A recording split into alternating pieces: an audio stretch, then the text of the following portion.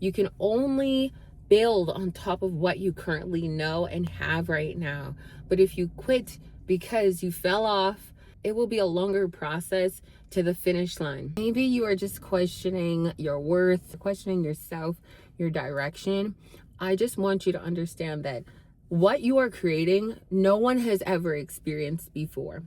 Where you want to go, you have never seen what it looks like.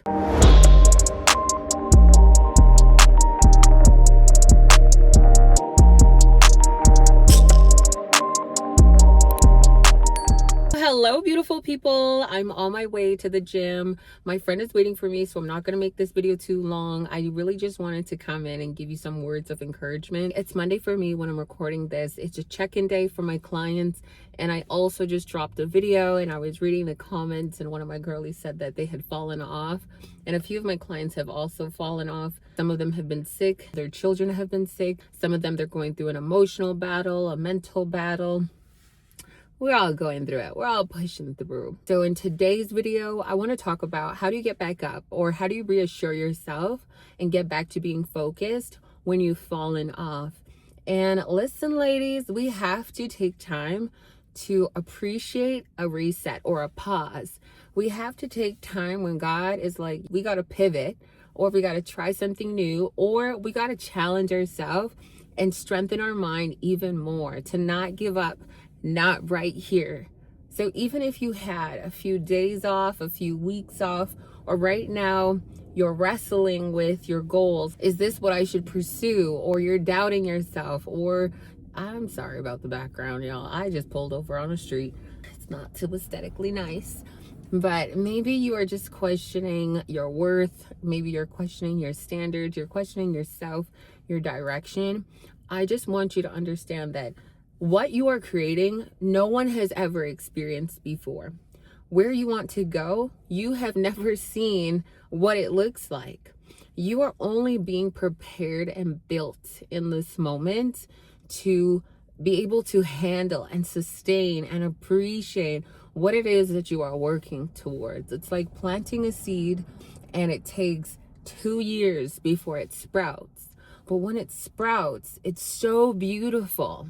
You had no idea this is what your plant would look like. So even in those moments, as we're planting the seed and we're watering and we're watching it sprout slowly, and you start to see brown leaves and yellow leaves, and you're like, what's going on? I'm doing everything right. I'm trying. I'm showing up.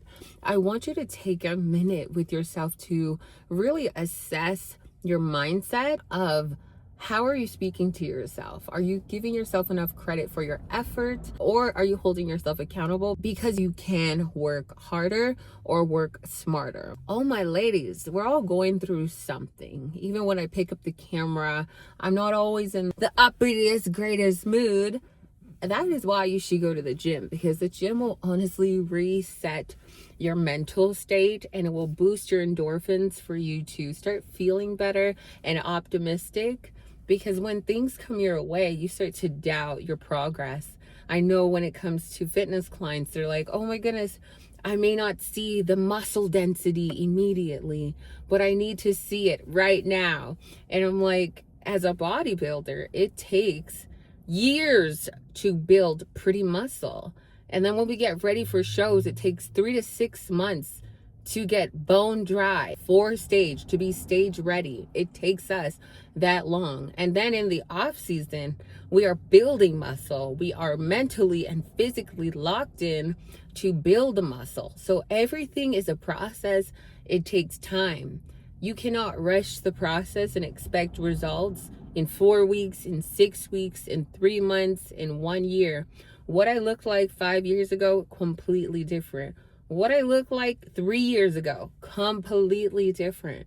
But you are building the tools necessary to help you sustain what you are working towards. You can only build on that foundation.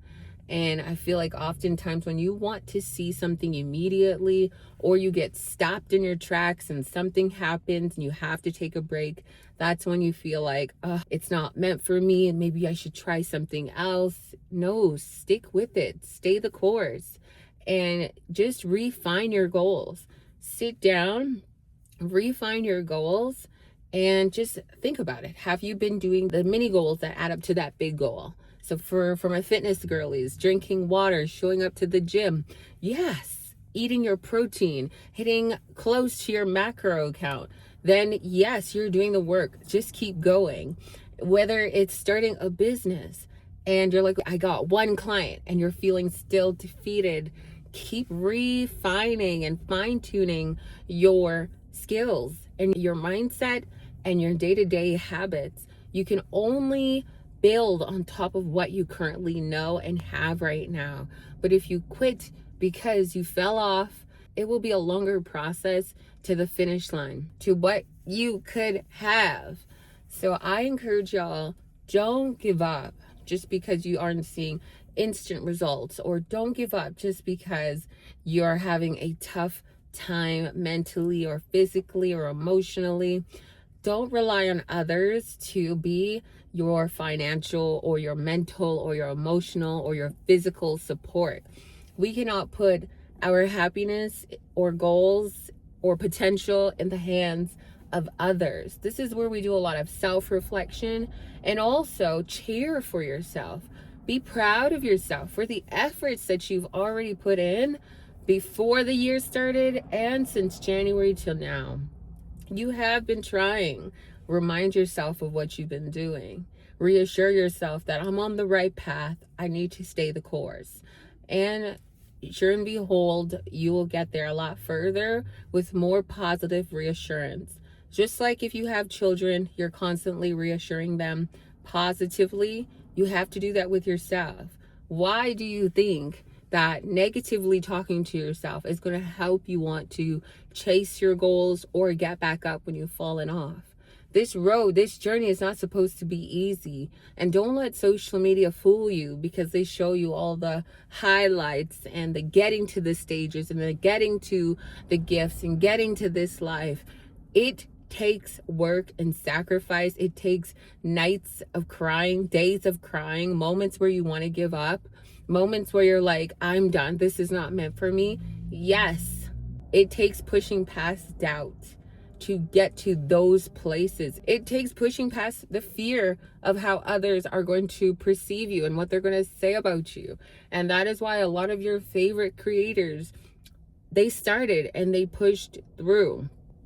You're only going to be limiting yourself and holding yourself back when you only think negatively of yourself. Why can't you get back up right now? Why can't you? This is your life, one chapter, one book. The one book that you get to write. Why don't you make it interesting? I didn't sit there. I didn't sit still. I didn't cry myself into a state of emotional depression. I picked myself back up and I trained my brain like I would train any other muscle. Because your brain is stronger than any other muscle in your body. It is so important that you train it every single day and be cautious of what you are listening to, who you're around, who you tell your problems to, who you share your goals with. It's so important that you take a lot of what you're feeling to your journals, to God. You read scriptures, you listen to something motivating, and you get back up and you try again. We are going to have seasons where we have to pivot. We are going to have redirections.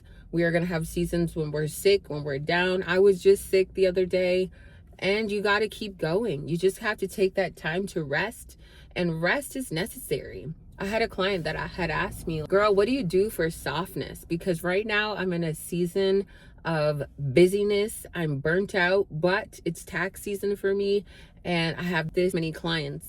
These are things that we prayed for, to be busy, but also define what softness looks like for you. So even if you're a mother, or you're an entrepreneur, or you're a girly that works 2 jobs, we can do one thing throughout the week that provides that softness. So for me, sometimes once a week I take a nap in the middle of the day. Sometimes on my day off, yes, I'm a planet. I don't sleep in, so I'll do a daytime nap. Or for me, I'll book a massage. Some people like to set a bath, light some candles, play some music, or buy some flowers. You got to come up with what softens your soul, what soothes you, what makes you come alive again and fills you up. Personally, for me, I'm going to be going for a massage, meal prepping, so I don't have to think about cooking when I'm tired, and I can just warm up my food. And those habits alone are going to create that softness that I need. So I want you to come up with what brings you softness into your life, where you feel like you're in your masculine energy and you feel like this is where I need to be soft with myself at least once a week. You need to do your hair, you need to do a hot oil treatment. And if you feel like these are things that exhaust you to do, then I need you to go and get someone to do it for you. Go and book a time to get your nails done, your hair done, to have somebody pamper you. And don't wait for your boyfriend, your partner, your husbands to do it for you. I'm sure a lot of you guys can afford to do one thing for yourself per week without waiting on someone to buy you flowers. All right, it doesn't have to be the most luxurious flowers. You can do it for yourself. Just think about what brings you softness, what brings you back together, and make sure that you're scheduling it in often. Every week it could be different. Every week it could be something different. One week I get my nails done, the next week I get a massage, the other week I could be meeting up with a girlfriend that I really enjoy and I know she never leaves me drained. That could be my softness. Another week it could be taking a nap when it's closer to my time of the month, taking a nap, slowing down, just doing softer things with myself when it gets closer to my cycle. And I also want you to write down a few of the new habits that you have adapted since January to February, maybe 2025 into now, and how often you've been incorporating them into your daily life, weekly life, or monthly life. And also just write and journal to yourself about the changes that you've made, the awareness that has come about, the accountability that you're now starting to hold yourself with. And write those things down, because you truly need reflection anytime you feel defeated, you feel like, oh my goodness, things aren't going to work out for me. You have to remind yourself that you are making baby steps towards the bigger goals. It's just like in love. With my partner, it all takes time to build stronger love over time. And that's just the habits that you practice every single day. What you do for yourself, how you work on yourself and your character, your values, your core values every single day. The little baby goals that truly do matter, that add to changing your life. Just because you had to pivot or you're feeling down doesn't mean it ends here. You have to get back up, revisit those goals, make mini goals towards those goals, and it's going to help you get back up and build that momentum.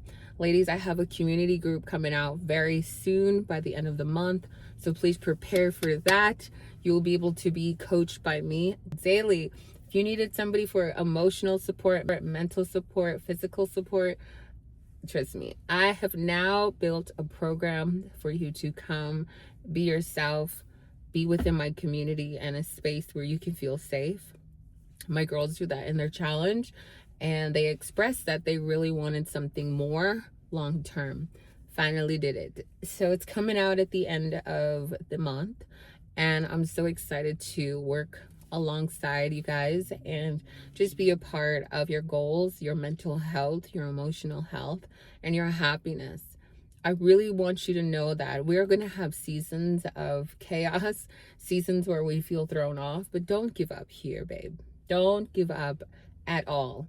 Trust me, what God has promised you, you have not seen, but you can't just have it easily like that. Just the body that I have, people will be like, your body goals. 12 years of training, 12 years of learning how to build discipline, 12 years of showing up to the gym, 12 years of learning how to eat, 12 years of 2 different coaches, 12 years of prioritizing fitness in my schedule, 12 years. And 12 years ago, I was not this consistent. 12 years ago, I didn't have anybody talking to me like this. 12 years ago, I kept showing up because it was out of revenge. 12 years ago, I did not know how to eat. I was only eating eggs, asparagus, and chicken breast. 12 years ago, I was struggling too. And 1 year ago, 1 minute ago, I was struggling too. Absolutely no one has it together. We are all figuring out life. Stop trying to rush the process and enjoy the learning process.